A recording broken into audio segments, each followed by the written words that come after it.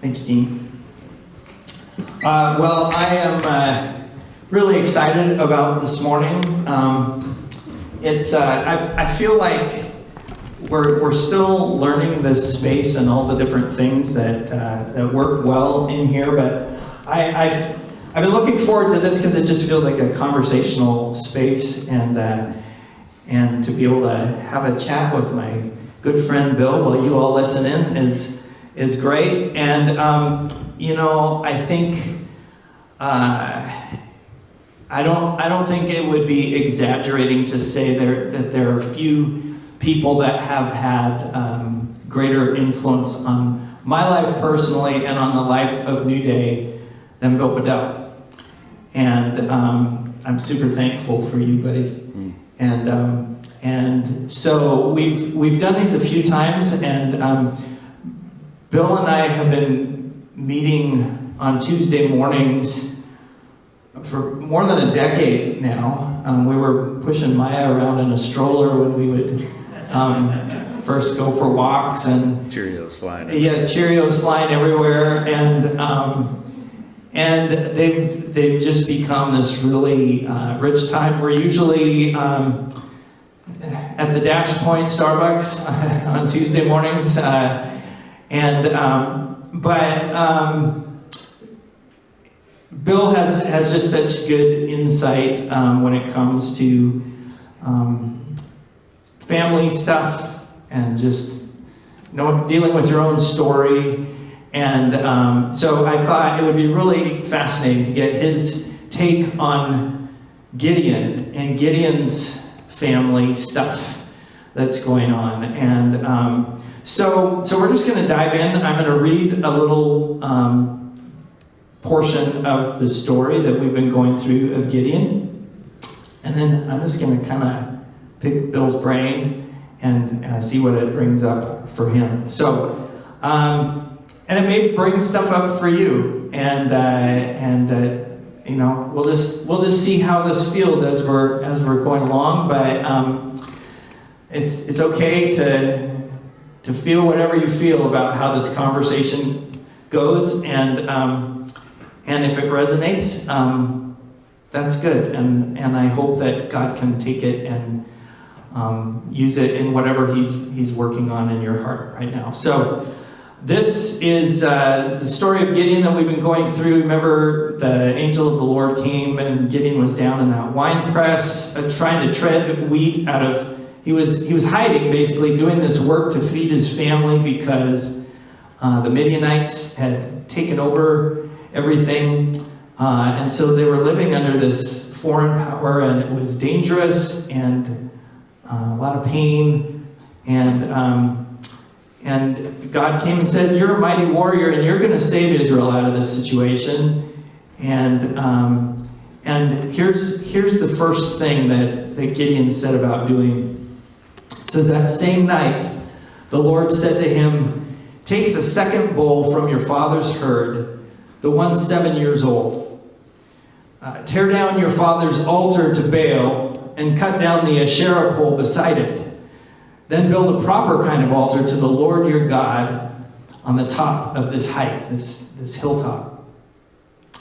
"Using the wood of the Asherah pole that you cut down, offer the second bull as a burnt offering." The Asherah pole, Asherah was another deity of the Canaanites, and so this was a tribute to this other god. And he's saying, cut that down and use it to burn the bull.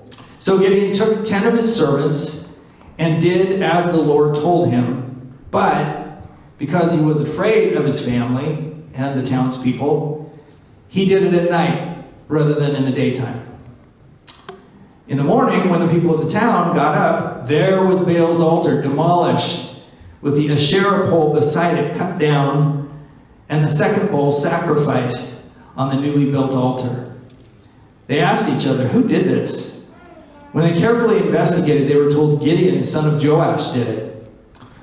The people of the town demanded of Joash, "Bring out your son, he must die, because he has broken down Baal's altar and cut down the Asherah pole beside it." But Joash replied to the hostile crowd around him, "Are you going to plead Baal's cause? Are you trying to save him? Whoever fights for him shall be put to death by morning. If Baal really is a god, he can defend himself when someone breaks down his altar. So, because Gideon broke down Baal's altar, they gave him the name Jerubbaal that day, saying, "Let Baal contend with him." So, I read that and I go, this just brings up how family and faith can get all tangled up together. And I'm just curious, as you hear that story, what does it bring up for you? Yeah, I think it's interesting, especially during COVID. For me, there were some things that came up, especially with family struggles, where I really resonate with kind of hiding or feeling overwhelmed. And you know, it's one thing to sit with people individually, and yeah, you have insight on family and things like that, but it's also someone else's family, so you get to be objective, right? So one of the things, you know, there's a lot of story that's not mine to tell, but for me, my experience was, oh man, like there are triggers and overwhelming things that are coming up for me. My fears are coming up, my anger is coming up. And I started to realize how limited I felt in certain areas. Even though I knew particular things that I could do, or in fact, sometimes that's a hell in of itself, like knowing categories and knowing what you should do. Right. But it's interesting, like, you know, even the idea of me breaking down Gideon, right? I think it's even kind of funny. Like, I think Gideon would have more to say to me about, like, hey, what are you doing with this part? As much as I could see into him, I'm sure he could see into me, in terms of what are these things that are limiting you, and like, how do you step into those? And what I've found is in some ways a different aspect of grace that I hadn't experienced prior to that, which in some ways was a real kindness around the fact that my humanity is very limited, but also that my story is very packed with things that are not built on trust or space or room to make particular decisions. So I think this period of time really revealed to me not only some of my failures, but why those failures happen, and that I don't really need to shame myself in those, though I did at times. The reality was more that God was meeting me in this place where I was, knowing that I was very limited around a particular thing. That doesn't mean I'm not gifted in other areas or don't do good things, but it was revealed to me like, hey, you're trying to do something when you don't have room to do it. And so through apologies to my family and different things, like that felt good, but it also helped me realize, like, I don't need to deal with everything perfect, but that God does meet you in those places and wants to create space. He's not worried so much about my limitation. He can work through that. So I don't know if that answers your question. Yeah. We were talking last week a little bit about that concept, and I'm going to skip ahead here. That's what Gideon's name means, though, by the way, is to cut down. And, you know, think about breaking these things down. We talked about, you better remember the $5 phrase that we used last week to talk about these little limits. Plausibility structures, yes. That's really kind of, you know, we're talking about this idea of limits and being for sure, only thinking a certain way. And I resonate with that too, being stuck in and trying to press against these boxes. And I mentioned last week about when I was talking with my brother about that, and he said, you know, the thing that helped me is to go, wall's not really there. And when I was talking with you about that, you said sometimes even when they're not there, it doesn't really change we're still feeling it as if it is there. So talk more about God meeting us there within those limits and like what that looks like. Yeah, I think we had a good discussion yesterday. One of the things that we were talking about are just particular thoughts or beliefs that we have about ourselves or experiences that set walls around us to make us feel limited in who we are, or to make us feel maybe less valuable or worthless, or maybe looking at pedestalizing other people or whatever. Some of those limits we come by honestly, whether it's our family structures, or whether it's experience with peers, or whether it's our own failures or our own struggles. I think evil uses those to reinforce, to make sure that we don't get outside of those. Some of walls that we encounter are not self-imposed, but others imposed, where in particular places, for me, trust is a huge issue. Christy said a couple of weeks ago, she said, sometimes it just seems like you hate church. And sometimes I do. I really do. But that doesn't mean I don't want to be here. I've learned to sit with that feeling of like, I hate church, but I'm not necessarily sure always why. But then there are things that I know about my experience with spiritual communities, or my dad's role in church and how big that was for me. Like when he's asking Gideon to go down, getting him in the wine press, he meets him in the middle of his protection, his fears, his struggles. He goes and gets him. He's not waiting for Gideon to come to him. And Gideon responds by like, my family is the least, I'm the least, right? Like that makes a lot of sense to me. I think one of the cool things about working with people is that it's not my brain or my expertise or whatever. Literally, it's the pain and the experiences that I've been through along with the gifting.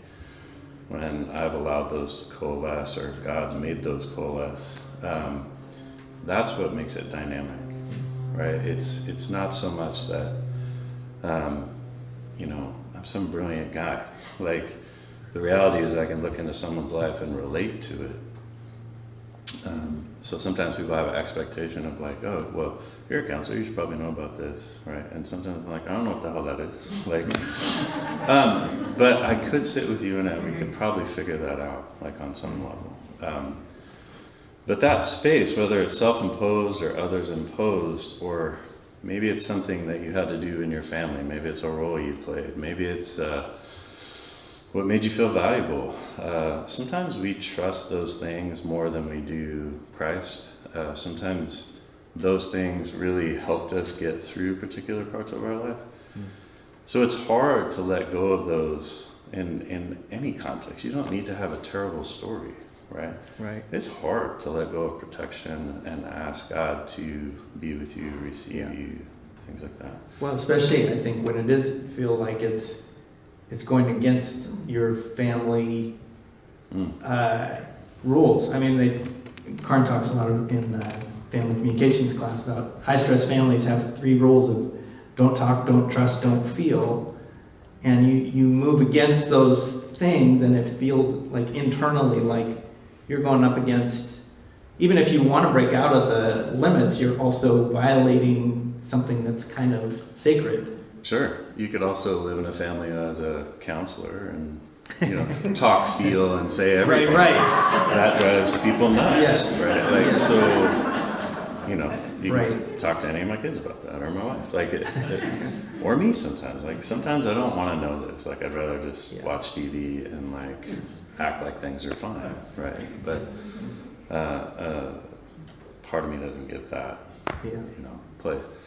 One of the things that we talked about were some of the self-imposed things like that we felt stuck in the box, and I don't know if you wanted to share anything about that. This is Sure. Well, yeah. I mean, we were talking about, and I've shared, I think fairly often about my own struggles with being a pastor. And being in the role has been a challenge for me, and has often felt like I have a limit in my mind around being it because of my own family history, and my dad had some real strong belief, continues to have some strong belief about secular work being really full-time Christian service. You don't have to be a pastor. You don't have to be a missionary or something to be really a good Christian. And yet, so the way I kind of internalized that was almost that clergy then was bad or worthless. So then try doing that job well when you're also it's an impossible bind. Then it becomes this place where you can't. And I've done some work around that. I think also in that then. We were talking yesterday about thinking about New Day and going, boy, New Day is sure shrunk down and small and feeling confined in a lot of ways, and going, oh, sometimes I feel like I'm the limitation, I'm the wall, and to be able to get out of that box of seeing myself as I've referred to myself as the bottleneck for years, and going, how to begin to move out of that into the place that we talked about of God's abundance for us. And you said something about us not being the ones who are actually creating the space. It's God who's doing that. And so sometimes when it feels like we've got to knock these things down, how do we move closer to the walls and getting more space when we're also needing to depend on God to do that? Sure. Not that I have all the answers to that, but I'm going to keep the spotlight on you just a little bit more. So the whole thing about being the bottleneck, right? One of the things that hit me about that, we've been friends forever. Not forever, like, oh my God, but forever. In my mind, one of the reasons why I'm even up here or even talking in church has a lot to do with my wife's faith, but also your friendship, right? So the spaciousness around my struggle is an experience that I've had with you. Like, I get to be who I am, I get to struggle, I get to tell you all the things I don't like about church, and you just kind of nod and drink your tea, right? I didn't let you swear up in front of church here. Did I say? No. No? We can edit it out later. That'd be fair. Like, it's one of my gifts. But, like, when you were referring to yourself as the bottleneck, I mean, that's why I was even asking you to come on Saturday, right? Because it occurred to me, like, there are things that I believe about myself or things that you believe about yourself that simply aren't true. They just feel true. The week before, you were talking about how you were sad that a lot of people won't come into church and look, as a community of faith to help them kind of understand the world and look for a place to be received or heal or whatever. And I thought about that idea of space, right? Like, people in here, everyone, we're all limited in certain ways. Christ isn't limited, but we are, right? And if we don't have a place where we can be ourselves and be limited and be honest, right, then how can we offer the gospel to people, right? That's probably what's most confusing, is that Jesus is so expansive and we're so limited, right? So when we give that limited view, I think people don't want to be here, right? They're like, well, if I have to change all these things, if I have to be something different than who I am, then literally I have to push off all of this story. I have to get rid of all these things that are actually quite valuable. Like, some of the most painful things in my life are why I'm good at what I do. It's not the only reason, right? But if we are required to get rid of those to be something, then we never really know if we're loved, truly. So when you were talking about that to me in terms of the bottleneck or My experience with church has not been anything like what you and Karn provide. And I'll just brag on them a little bit. This is unique. This is different. And I don't really care how many people we have.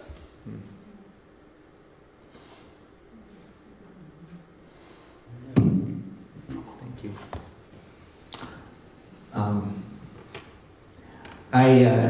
I really like what you were saying about Christ being spacious, and that feels relieving in the sense of going, when I don't feel spacious, I can still help other people find space as I can point them in the direction of Christ, because he doesn't have the limits. I like that. I like something else that you said when we got together earlier of that even our brokenness can be expansive. Can you say more about that? Yeah, even with COVID and the experiences that I have in my family, or if you go back further and you start to ask, like, and I've asked this question different the more space I've had from it, but my dad's death was a big deal to me in terms of why did God not do things about that? But that question has changed for me. What I started to realize is one of the gifts of my dad's death, or the way that he lived his life, was that he was a brilliant man. He was beautiful in a lot of ways and abusive in others. But he never cut down poles. He never went back and looked at his family and went like, you know what, these things are standing in the way of me being truly like who I am made to be. As his son, I got to watch that, and that was painful because I could see that was true, but I couldn't do anything about it. And so one of those realities, like when you think about brokenness being expansive, that's why I have that in my mind, is that if my dad would have dealt with pain, right, then he would still be here. There would be a difference in the way that he dealt with things, and he had such impact on people. I felt like as that pain manifested itself in my life, and now I can look at it different, I want to be there for people differently, knowing that I'm not like my dad in certain aspects, and very much like him in others. And so there's that sense of letting those two things coalesce. So the more that I can allow brokenness there, right, the more freedom I have. The more brokenness, and that's not the only thing, please. It's not just like go around and feel pain and then you'll be better. That's not all of life. That's ridiculous. The idea is you can learn just as much from freedom, just as much from blessing, just as much from stepping in, risking, and seeing the reward of something, right? So that's why a lot of people don't want to come into counseling, because it's just a big fat bummer, right? And people are like, well, you just need to cry more and then you'll be better. Well, no. But the other part of that is like, okay, if we're broken and we're all these other things that are beautiful and amazing, then God sees where we are. He sees our limits, but he's not worried about them. We are, right? And then the next part is, okay, if I'm willing to be broken, then I'm willing to be human, like, and vulnerable. Dean was asking me, hey, what are the 3 points that you will walk out of here today with, right? And I love Dean about that, right? He wants to know, right? That's how he thinks. I have no idea what the 3 points that you'll walk out of here with, right? But I'm going to ask Dean later what the 3 points are, so I can figure out what I said, right? The conversation with Karan just prior is, what do you do when your kids no longer need you the way that they needed you in the past? I was like, hell, I don't know, right? Like, I'm figuring that out just as long, but it does leave more space. So brokenness is what God can enter. Brokenness is what God had done all along the way. And ultimately, it's brokenness that brought him to the cross, right? That he accepted what that was going to be like. Yeah. So I find that to be really expansive. Like, because if I can be broken and, made in the image of God, then, gosh, I can be human, then I can receive. Yeah. Then grace can get in. Then I have a need for healing. Yeah. Right? Sometimes, I think someone said, if the boxes are there, it's more familiar, it feels safer. Sure. And I think about Lucy, C.S. Lewis, where she's like, is he safe? And she's like, nobody's good. Yeah. There are good places that we can step into. But one of the things that I see most often when people come into my office is that they have very little space around a particular thing. They're not bad. They don't need to be ashamed. They're not worthless. They're just stuck inside something they can't move in.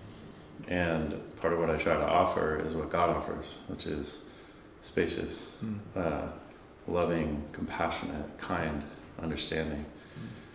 And he's very, very expansive that way. He can offer as much as we need. So let's say somebody's feeling in the constricted space, and they don't have room, but they don't know why, and they can feel it, but they haven't identified it. And not everybody is going to call you and come in for a session. Oh, thank God, that'd be a lot. But good job, security. Yeah. So what would you say to people who are trying to identify and become more aware of what those places are? The cool part about our conversations leading up to this, right, is just about awareness of things. So there was parts where you're saying, hey, I just had an epiphany, like I just became aware of something. Yeah. Right? I don't think I heal anybody. I think Christ is the healer of people. I think I get to sit alongside of that. Yeah. One of the first things that I assess is like, what is somebody aware of? Right? Because if you're not aware of something, you can't do anything about it. Right? I think one of the gifts of this last 2 years, even though they've been painful, hard, disruptive, is that it made me aware of a lot of things that were limiting me. Not that I'm a bad person or, I could focus on what I didn't deal with well. What I came to understand is I didn't have space to respond to particular things when it all goes sideways sometimes. And then that's what I was asking for. I was asking for more awareness. My wife makes me aware of my limitations, right? Like, which is great. Like, I love her for that sometimes. And then, we go back and forth. But I'm starting to see more compassionately myself in that way, my kids in that way, my family in that way, the people I work with in that way. Is that if people, when they're in the state that they're in, have a place where they can be accepted and loved, then that gives them the opportunity to become aware and then be curious, kind, compassionate toward themselves. Yeah. I think we were talking about how New Day would show up for pretty much anybody if they were in trouble. And one of the things that we need to learn to do is show up for ourselves around where we're in trouble and offer that same energy, right? The more that you expand, the more that you are aware, the more that you can receive, the more that you can offer, right? So I want to be a church community that helps each other for sure and loves each other. But I also want people to be able to take care of themselves internally, and God is already waiting in those places, right? We just may not be aware of it. Yeah. I don't know if that makes sense. Yeah, no, that's really good.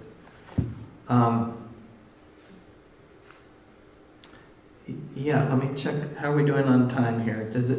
Do we open it up? Does anybody, as you've been listening to this, anybody have a question for Bill that you'd want him to follow up on something that he said? Not for me, for Bill. Or for Jeff. Well, I wanted to just touch on what Bill was saying about space, because I didn't know what I was going to do with church most of my life.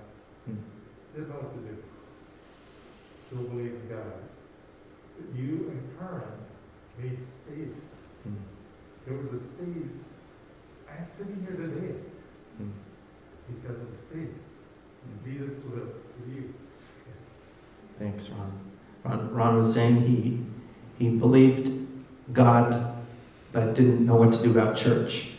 And a new day, he found space. I think he said you and Karen actually gave Well, him space. Yeah. He's wearing a mask; it's hard to hear. Oh yeah. So See, anyway, Bill, Thank you. I have told them many times. yes, you have. Thank you. I said, well, I was here.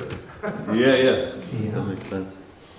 So I just had a thought about how we're talking about Gideon thinking that he's too little. But I think our limitations can be also from thinking of ourselves as too big. Like thinking that you're the bottleneck is kind of like thinking that you are the it all. Like there's no bigger things outside of it that are maybe at play, things in the society or in the world, globally or within people's lives that are much bigger than the place where we're ourselves. yes. Yeah. I think that is really good for if anybody couldn't hear that, and for the people watching online. The point was that Gideon was thinking he was too small, and we can also get in trouble. We can see ourselves as too big, or sometimes thinking of ourselves as too small can be thinking too much of ourselves as too important in the process. I think that's really a good point. Yeah, I'm struggling with the same thing right now in a very different situation where I feel like I'm responsible for more Yes. than I'm responsible for, which makes me stuck. That's the key word, isn't it? Absolutely. And I think it's interesting, like my struggles this year with my family have been about the sense of over-responsibility. And over-responsibility is another hell unto itself, right? Because then underlying that is a sense of the inability to make it happen, right? So you get stuck in this no-win situation, is that I don't really have enough to make this happen, and yet I have to figure it out, right? One of the interesting things about my church experience is growing, I didn't come to know Christ until I was 19, but I got saved into a Pentecostal church. And some things about the Pentecostal church are amazing, and some of them are cracked, right? Just like anything else. But I happened to be sitting in a church service, and we had some people come in, and they had the gift of prophecy or words of knowledge or different things like that that kind of permeate that particular brand of faith, right? Well, I had sat in there. I don't even know why I was there. I just sat in there, and then somebody walked down, and they put their hand on me. I'm like, oh my God, like what's going to happen? Right? But it was interesting. He said, you think you need to be a big oak.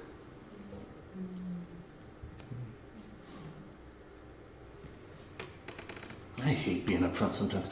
Okay, so you think you need to be a big oak, but I'm going to chop you down. And I'm going to lay like boards down, and people are going to walk on. I think part of the mix of that is where I understand what you're saying and what Gideon's saying, right? Like, wait a minute, some of these things are, like I grew up around a big oak, but it wouldn't let himself be cut down. So trusting God to cut me down has been the hardest thing for me. And it's part of why I don't like church. Like I don't want to come in and get cut down, right? Like I want to kind of know stuff and just kind of do it, which just sucks. Like it doesn't work, right? So when you're saying, yeah, we're going to pick Bill's brain, like you're actually going to get into my chest if you start talking to me, right? Like the idea is God had it in mind a long time ago to cut me down and put me on the ground, right? So that not only would I heal, that's how to heal. Like you don't need to be a big oak. That's very hard to lay down for me. Like I needed to keep the big oaks alive. Like I felt like I needed water growing up. And then I had to leave that. So one of the first things he says to Gideon is we got to chop this stuff down. We got to sacrifice. he's doing it at night. He's scared about the Midianites. His dad, I don't know. Some people say he's a hero, but he comes out and he's like, you know, Right. let Baal figure it out. Well, what the hell? Like, why? Like, why are, you know, that's not really defending his son. Sure. But anyway, that's how I perceive it. But the whole point is, like, God, I think a long time ago, was like, okay, I can see you in the wine press. And I've just been kicking back at him for a long time, which is, I don't want to be more responsible. Yeah. So God was saying, hey, I'm just going to pull you into the center of things, and I'm going to take care of that stuff. So Dean, I didn't have 3 points, but that's why, is that I feel like if I'm vulnerable to what God is asking me to do, he'll just pull me to the center of something, but not be in charge of it. Yeah. To just lay something down and let people pick it up if they want to. One of the things that's so cool about New Day is that it's not arrogant. It's not telling people what to do. It's offering a space for people to be who they are, and for God to meet them in that. So Well, and I think it's interesting when you first told me that story, and I thought about, you know, at first what I heard was the people are going to walk all over you, but really I thought, man, how God is using you is to create this platform that is creating space for people, and yeah, I love that. I love that. And I think it's the hardest thing to do in your family. So easy to do for other people. Yeah. Where we fail the most is our family, because it's the most fearful, hard, crazy thing that we're doing, because we're most vulnerable to it. That's where we make all our crazy mistakes. Then we can go out and help other people do their thing, right? Yeah. And then I'm going home and I'm losing my crap, you know? Like, well, of course, right? Like, I'm just a person too. And that's the humbling, cool part of it, is that I don't need to be perfect. I just need to be broken. And I need to let God meet me there. And then, you know, later on, my kids will understand that different, or I'll understand that different, whatever. I'm just very, very grateful that I didn't have to do it the way that my dad did. And so I can take beautiful things about him and move it forward.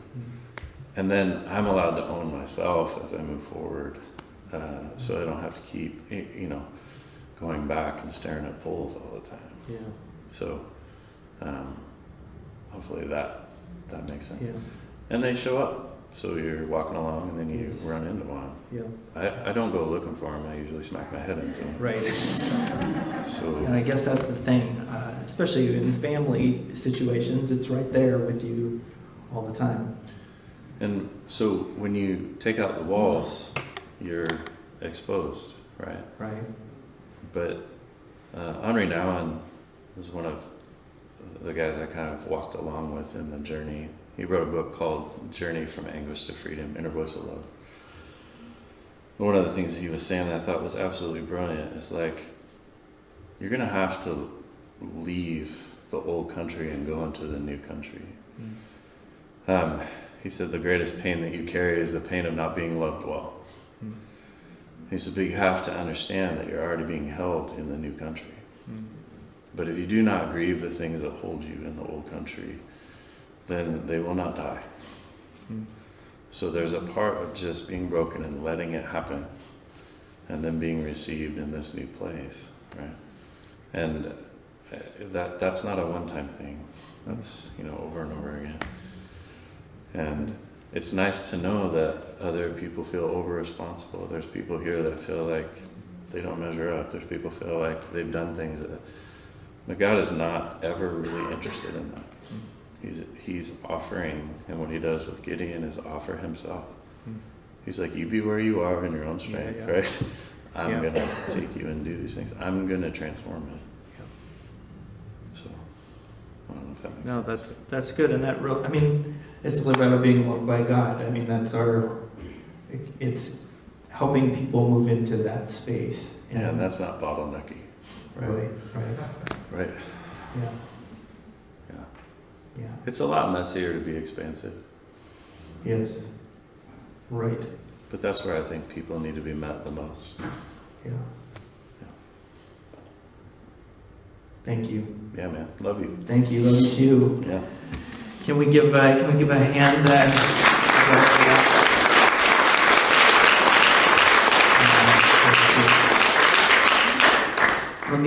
Let me pray, and then Derek's going to come and lead us in another song. So God, so thankful for Bill and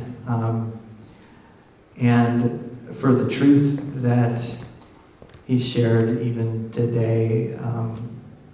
God, I thank you for the impact he's had on my life in an ongoing way, and for the space he's given me. I don't know.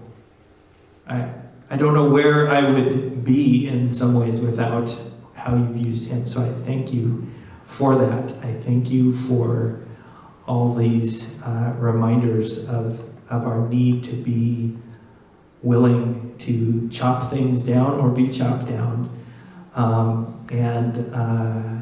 God, we want to live in the expansive space of your love, and we want to lead other people into that as well. So, God, I pray that you would just increase the room in each of our hearts. And we're just grateful for this time today, God. Thank you. In Jesus' name, amen.